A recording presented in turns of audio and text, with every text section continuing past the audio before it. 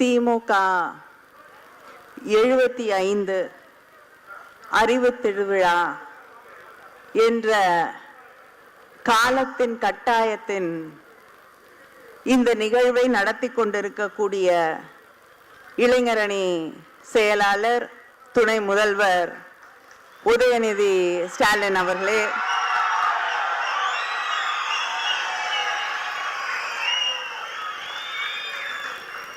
இவ்வளவு ஆர்வத்தோடு இந்த அறிவு திருவிழாவிலே கலந்து கொண்டிருக்கக்கூடிய இளைஞரணி தம்பிகள் அத்தனை பேருக்கும் என்னுடைய வணக்கத்தை, வாழ்த்துக்களை தெரிவித்துக் கொள்கிறேன். அதே நேரத்தில் இவ்வளவு பெரிய ஒரு புத்தக கண்காட்சியை, அறிவு திருவிழாவை மிக சிறப்பாக நடத்த உதவி செய்து கொண்டிருக்கக்கூடிய, துணை செய்து கொண்டிருக்கக்கூடிய இளைஞர் அணியை சார்ந்த அத்தனை சகோதரர்களுக்கும் என்னுடைய வாழ்த்துக்களை, நன்றியை இந்த மேடையிலே நான் தெரிவித்துக் கொள்கிறேன். அதே போல இந்த நிகழ்ச்சியிலே என்னோடு பங்கேற்று கொண்டிருக்கக்கூடிய எழுத்தாளர் இமயம் அவர்களுக்கு, அதே போல பேராசிரியர் மு. ராமசுவாமி அவர்களுக்கு, முருகேச பாண்டியன் அவர்களுக்கு, சுகுணா திவாகர் அவர்களுக்கு என்னுடைய வணக்கத்தை தெரிவித்துக் கொள்கிறேன். உதயநிதி அவர்கள் மிக முக்கியமான ஒரு காலகட்டத்திலே, தருணத்திலே இந்த நிகழ்ச்சியை இங்கே நடத்தி கொண்டிருக்கிறார். தேர்தல் நெருங்கி கொண்டிருக்கிறது. பல்வேறு கணைகள் நம்மை நோக்கி வீசப்பட்டு கொண்டிருக்கிறது. எந்த திசையிலிருந்து எந்த தாக்குதல் திராவிட முன்னேற்ற கழகத்தை நோக்கி வந்து கொண்டிருக்கிறது என்று தெரியாத அளவிற்கு பல்முனை தாக்குதல். ஏன்னா அவங்களுடைய ஒரே டார்கெட் நம்ம தான். பாரம்பரிய எதிரிகள், பரம்பரை எதிரிகள் எல்லாமே திமுக தான். அதுக்கு பெருமையா கைத்தட்டக்கூடிய ஒரே கட்சி இருக்குன்னா அதுவும் திமுக தான். அவங்கள வேற எதிர்த்து நின்று அறிவியல் ரீதியாக கேள்வி கேட்பதற்கோ, கருத்தியல் ரீதியாக அவர்களை மறுத்து பேசுவதற்கோ வேற யாரும் கிடையாது.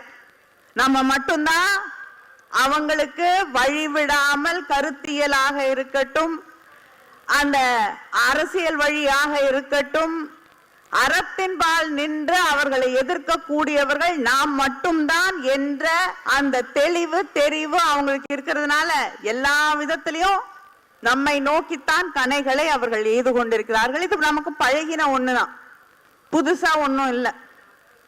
காலம் காலமாக எதை எதிர்த்து திராவிட இயக்கம் உருவாக்கப்பட்டதோ அந்த போராட்டத்தின் தொடர்ச்சியாகத்தான் இன்னைக்கு இந்த கலை திருவிழா நடைபெற்று கொண்டிருக்கிறது, அறிவு திருவிழா நடைபெற்று கொண்டிருக்கிறது. வெளியில ஒரு 50 ஸ்டால் இருக்கக்கூடிய புத்தக கண்காட்சி நடந்து கொண்டிருக்கிறது என்று உரை சொன்னார். இதை பயன்படுத்தித்தான், இந்த மொழியை, இந்த அறிவை பயன்படுத்தித்தான் நமக்கு காலம் காலமாக இருந்த அந்த அடக்குமுறையை எதிர்த்து நாம் போராடினோம். அவங்களுக்கு எதிராக நம்ம வைத்தது, எங்களுக்கு மட்டும்தான் அறிவு இருக்கு, எங்களுக்கு மட்டும்தான் சிந்திக்க தெரியும், நாங்க மட்டும்தான் படிக்கணும், நாங்க மட்டும்தான் எல்லாம் தெரிந்தவர்கள், இந்த உலகத்தின் சட்டங்களை எல்லாம் எழுதக்கூடியவர்கள் நாங்க தான் என்று எல்லாத்தையும் தன்னோட கையில வச்சுட்டு எல்லா ஆட்சி அதிகாரத்தையும் கையிலே வைத்து கொண்டிருந்த அதிகார வர்க்கத்தை எதிர்த்து போராடுவதற்கு சாதாரண சாமானிய ஒடுக்கப்பட்ட மக்களாக இருந்த திராவிட இயக்கத்தை சேர்ந்தவர்கள் கையில எடுத்த ஆயுதம் அறிவாயுதம் தான், மொழி என்ற ஆயுதம் தான். அந்த மொழியைத்தான் உதய் இன்றைக்கு மறுபடியும் இந்த அறிவு திருவிழாவிலே முன்வைத்திருக்கிறார், மையப்படுத்தி இருக்கிறார். அதனால இன்னைக்கு நாம் இந்த பகுதியிலே அதிகமாக பேச போவது கலையை பற்றி, இலக்கியங்களை பற்றி, நாம் இலக்கியத்தை கையாண்ட விதத்தை பற்றி, திரையை எப்படி, திரை உலகத்தை நாம் நம்முடைய வாகனமாக நாம் கொண்டு போய் சேர்க்க வேண்டிய செய்தியின் வடிவாக மாற்றினோம் என்பதை பற்றி எல்லாம் இங்கே பேசுவதற்கு இங்கே பல அந்த துறையை சார்ந்த விற்பனர்கள் வந்திருக்கிறார்கள். ஒரு காலகட்டத்துல ஒரு துணுக்கு போடுறதுனா கூட, ஆனந்த விகடன்ல ஒரு துணுக்கு போடணும்னா கூட அது வேற ஒரு மொழியில தான் போடுவாங்க. அவள் பேசிய மொழியில தான் அந்த துணுக்கு செய்தியே வரும். மாமாவும் மாமியும், நான் எந்த ஜாதியும் குறிப்பிட்டு சொல்லவில்லை, ஆனா அவங்க 2 பேர் பேசின மொழியில தான் அது வரும். ஆனா முரசொலியில துணுக்கு வந்தது. ஆண்டி போண்டி, அதுக்கு எதிர்வினையாக எழுதப்பட்ட துணுக்கு இது. அவங்க மொழி, திரைப்படங்கள்ல அவர்களுடைய மொழி. இலக்கியங்களை எடுத்துக்கோங்க, இமயம் இருக்கிறார், இலக்கியங்களை எடுத்துக்கோங்க, அவர்களுடைய வாழ்க்கை, அவர்களுடைய பழக்க வழக்கங்கள், அவர்களுடைய மதிப்பீடுகள், இதுதான் இலக்கியமாக இருந்தது. அதை தாண்டி நம்முடைய சாதாரண மக்களுடைய யார் யாரெல்லாம் அவங்க அவங்களுடைய அடுக்குல இருந்து, ஜாதி அடுக்குல ஏத்துக்கலையோ, அவங்களுக்கு கீழே இருந்ததா நினைச்சாங்களோ, அவங்களுடைய வாழ்க்கையெல்லாம் இலக்கியத்துல இடமே இல்லை. அதே போல நம்முடைய மொழி அங்கே அச்சிலே ஏற்றப்படவே கிடையாது. திரைப்படங்கள்ல எடுத்துக்கிட்டீங்கன்னா அது வேற ஒரு மொழிதான், சமஸ்கிருதம் கலந்த மொழிதான் அங்கே பேசப்பட்டது. நம்முடைய மொழி, நம்முடைய சாதாரண மக்களுடைய வலி மொழி எதுவுமே அங்க இடம் கிடையாது. ஆனால் திராவிட இயக்கம் என்ன செஞ்சதுன்னா, அந்த மொழியை யார் தமிழை அவர்களுடைய தமிழாக மாற்றி வைத்திருந்தார்களோ, யார் இலக்கியத்தை, மேடையை, திரையுலகத்தை தன்னுடையதாக மாற்றி வெகுஜனங்களுக்கு கொண்டு போய் சேர்க்கக்கூடிய செய்திகளை கூட தனக்கு தான் சொல்ல நினைக்கக்கூடிய விஷயங்களை மட்டும்தான் சொல்ல முடியும் மாத்தி வச்சிருந்தாங்களோ, அதை உடைத்தது திராவிட இயக்கம். நீங்க சமீபத்துல ரீல்ஸ்ல கூட வந்ததுன்னு நினைக்கிறேன். என்எஸ்கே ஒரு காட்சி, என்எஸ் கிருஷ்ணன் அவர்கள், அதுல அவருடைய முதலாளி ஒருத்தர் இருப்பாரு. அந்த முதலாளி கிட்ட அவங்க பண்ணையில வேலை செய்யக்கூடிய குறைந்த ஜாதியை சார்ந்த ஒருவர் தொட்ட மண் பாத்திரத்தை கொண்டு போய் தரும்போது, அவன் தொட்டது இதை நான் பயன்படுத்த மாட்டேன்னு போட்டு உடைச்சிருவாரு. அடுத்து ஒரு வெள்ளி கிண்ணத்தை இன்னொருத்தர் பயன்படுத்தினாருன்னு சொல்லி இதுவும் போய் கழுவி வை, ஏன்னா தீட்டுப்பட்டுடுச்சு, தொட முடியாது, கழுவுன அப்புறம் தான் தொட முடியும்னு. உடனே என்எஸ்கே என்ன பண்ணுவாரு, அவரே காசு கொடுத்துருப்பாரு. அந்த பணம் அந்த மேஜையில இருக்கும், அதுல தண்ணி தெளிப்பாரு.